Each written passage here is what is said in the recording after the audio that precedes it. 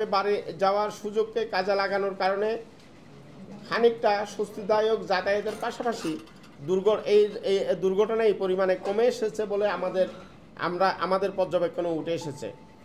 এই জন্য অন্তর্বর্তী সরকারের কাছে আমাদের অনুরোধ, আগামীতে এই দ্বারা অব্যাহত রাখার ব্যবস্থা নেওয়া জরুরি। সড়কে দক্ষ চালক গড়ে তোলা, উন্নত বাস নেটওয়ার্ক গড়ে তোলা, আইনের যথাযথ প্রয়োগ নিশ্চিত করা, সড়কে আইনশৃঙ্খলা বাহিনীর অনিয়ম এবং দুর্নীতি এবং মালিক সমিতির প্রভাব মুক্ত রাখা অত্যন্ত জরুরি বলে আমি মনে করি। সড়কে ফিটনেসবিহীন যানবাহন চলাচল বন্ধ করা, নিষিদ্ধ হুইলার, ব্যাটারি চালিত রিক্সা চলাচল বন্ধ করা, মোটরসাইকেল এবং ইজি বাইকের আমদানি জরুরি ভিত্তিতে বন্ধ করা, দেশব্যাপী উন্নত মানের আধুনিক বাস নেটওয়ার্ক গড়ে তোলার জন্য আমরা সরকারের কাছে জোর দাবি জানাচ্ছি। আমি দুর্ঘটনার কারণগুলো আপনাদের সামনে উল্লেখ করছি। দেশের সড়ক মহাসড়কে মোটরসাইকেল, ব্যাটারি চালিত রিক্সা এবং অটোরিক্সা অবাধে চলাচল এই দুর্ঘটনার অন্যতম কারণ ছিল। 2, জাতীয় মহাসড়কে রোড সাইন, রোড মার্কিং, সড়ক বাতি না থাকায় হঠাৎ ফিডার রোডের যানবাহন সড়কে উঠে আসায় বেশ কিছু দুর্ঘটনা সংঘটিত হয়েছে। সড়কের মিডিয়ানে রোড ডিভাইডার না থাকায় সড়কের অন্ধবাঁকে গাছপালা দৃষ্টি প্রতিবন্ধকতা তৈরির কারণেও কিছু দুর্ঘটনা সংঘটিত হয়েছে। মহাসড়কে নির্মাণ ত্রুটি, যানবাহনের ত্রুটি, ট্রাফিক আইন অমান্য করার প্রবণতা বেশ কিছু দুর্ঘটনার কারণ হিসেবে আমাদের প্রতিবেদনে উল্লেখ হয়েছে। উল্টোপথে যানবাহন, সড়কে চাঁদাবাজি, পণ্যবাহী যানের যাত্রী বহন। 6, অদক্ষ চালক, ফিটনেসবিহীন যানবাহন, অতিরিক্ত যাত্রী বহন বেশ কিছু দুর্ঘটনা সংঘটিত হয়েছে। বেপরোয়া যানবাহন চালানো এবং একজন চালককে অতিরিক্ত সময় ধরে যানবাহন চালাতে বাধ্য করার কারণেও কিছু দুর্ঘটনা সংঘটিত হয়েছে। দুর্ঘটনা প্রতিরোধে আমাদের সুপারিশসমূহ: 1, মোটরসাইকেল ও ব্যাটারি চালিত রিক্সা আমদানি এবং নিবন্ধন জরুরি ভিত্তিতে বন্ধ করা দরকার। 2, জাতীয় ও আঞ্চলিক মহাসড়কে রাতের বেলায় অবাধে চলাচলের জন্য আলোকসজ্জার ব্যবস্থা করা জরুরি। 3, দক্ষ চালক তৈরির উদ্যোগ গ্রহণ করা দরকার। যানবাহনের ডিজিটাল পদ্ধতিতে ফিটনেস প্রদান করা জরুরি। 4, গুরুত্বপূর্ণ জাতীয় মহাসড়কে সার্ভিস লেনের ব্যবস্থা করা। 5, সড়কে চাঁদাবাজি বন্ধ করা, চালকদের বেতন এবং কর্মঘণ্টা সুনির্দিষ্ট করা। 6, মহাসড়কে ফুটপাত, পথচারী পারাপারের ব্যবস্থা করা, রোড সাইন, রোড মার্কিং স্থাপন করা জরুরি।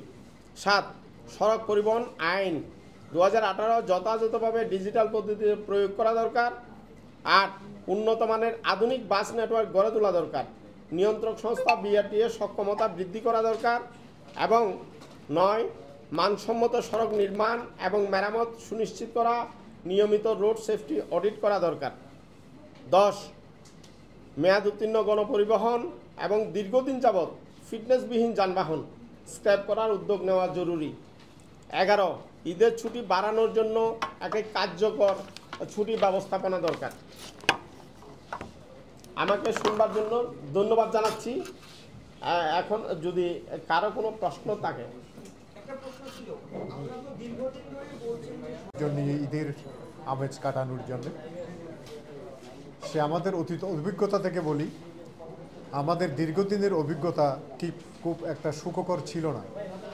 তবে এবারের বেশ কিছু লম্বা ছুটি এবং ঈদযাত্রার প্রাক্কালে এবং এই ঈদের আগেভাগেই বাংলাদেশ যাত্রী কল্যাণ সমিতি যে সকল কার্যক্রম এবং আমরা ইতিপূর্বে সংবাদ সম্মেলনে আমরা তুলে ধরেছিলাম দেশ ও জাতির কাছে এবং সরকারের কাছে, এর প্রেক্ষিতে সরকার যে কার্যক্রম গ্রহণ করেছিল এবং বিভিন্ন স্টেক হোল্ডাররা এই যাত্রার যে সমস্ত কার্যক্রম গ্রহণ করেছিল সেই কার্যক্রমের পরিপ্রেক্ষিতেই আমরা একটা স্বস্তিদায়ক করতে পেরেছি বলে আমাদের কাছে বাংলাদেশ যাত্রী কল্যাণ সমিতির কাছে এটা মনে হয়েছে। এবং এবারে সর্বপ্রথম আমরা দেখেছি ইতিপূর্বে বিভিন্ন যানবাহনের যে মালিক সমিতি এবং অন্যান্য সমিতি যেগুলো ছিল, তাদের যে মাফিয়া, বিভিন্ন ধরনের মাফিয়া থেকে রাহমুক্ত, মাফিয়া মুক্ত আমরা এবারের এই কার্যক্রম আমরা লক্ষ্য করেছি। কারণ ইতিপূর্বে যেমন যাত্রীদের নানা রকমের হয়রানিমূলক এবং বিভিন্ন বাস টার্মিনালে, লঞ্চ টার্মিনালে এবং স্টেশন মানে রেলওয়ে স্টেশনে বা অন্যান্য আকাশপথেও বিভিন্ন ধরনের হয়রানির হাত থেকে এবার আমরা মনে হয় যাত্রী সাধারণ অনেকটা রেহাই পেয়েছে। কারণ এখানে যে ধরনের মাফিয়াতন্ত্র এবং যে ধরনের লুটেরারা এই ধরনের বিভিন্ন স্টেশনগুলোতে তারা যেভাবে জড়িত ছিল, সেই জড়িত থাকার ইয়েটা এবার আমরা লক্ষ্য করিনি এবং মোটামুটি একটা স্বস্তিদায়ক ঈদ আমরা পালন করতে পেরেছি। এজন্য যারা এটার আমাদের সাথে এ ধরনের কাজে আমাদের কাছে সহযোগিতা করেছেন, আমাদের কার্যক্রমকে এগিয়ে নিয়ে গেছেন, তাদেরকে আন্তরিক কৃতজ্ঞতা এবং ধন্যবাদ আমরা জানাচ্ছি। এবং আরেকটা বিশেষভাবে উল্লেখযোগ্য, আমরা গত সংবাদ সম্মেলনে সেটা উল্লেখ করেছিলাম এবং বিভিন্ন স্টেক হোল্ডার এখানে আপনারা লক্ষ্য করেছেন এখানে ছিল, যে আইনশৃঙ্খলা রক্ষাকারী বাহিনী থেকে বিআরটি এর লোকজন থেকে অফিসাররা থেকে শুরু করে আমাদের কাছে সহযোগিতার জন্য তারা এগিয়ে এসেছিলেন এবং তারা আমাদের কাছে কথা দিয়েছিলেন তারা নিজেদের এই কার্যক্রমে আমাদেরকে সহযোগিতা করবে এবং তারা যথারীতিভাবে সে ধরনের সহযোগিতা আমরা পেয়েছি। এই জন্য তাদেরকে আন্তরিক ধন্যবাদ জানাচ্ছি। এবং বিশেষ করে কক্সবাজারে আমি একটা জিনিস লক্ষ্য করেছি, কক্সবাজারে যারা এই ট্যুরিস্ট পুলিশ এবং এই যে হাইওয়ে পুলিশের যারা অফিসাররা ছিলেন, তারা একটা অ্যাপস তৈরি করেছে। ওই অ্যাপসের মাধ্যমে যাত্রীরা কোন যাত্রী কোন টিকিট কে নিয়ে গেল এটা ওই অ্যাপসের মাধ্যমে এবং ওনারা এটা মনিটর করেছে এবং মনিটর করাতে এবার মোটামুটি একটা স্বস্তিদায়ক এবং যাত্রীরা বেশ স্বস্তির সাথে যাতায়াত করতে পেরেছে। এজন্য তাদেরকেও আন্তরিক ধন্যবাদ জানাচ্ছি। আমাদের এই ঈদ পরবর্তী যে সংবাদ সম্মেলন এখন অনুষ্ঠিত হচ্ছে, এই সংবাদ সম্মেলন মূলত আমরা একটা রিটেন ডকুমেন্টস করেছি।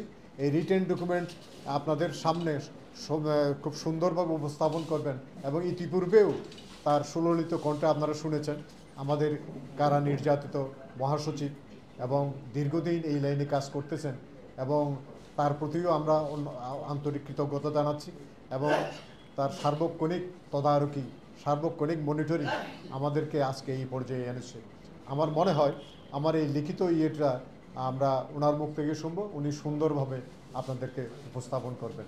অনেক ধন্যবাদ আপনার।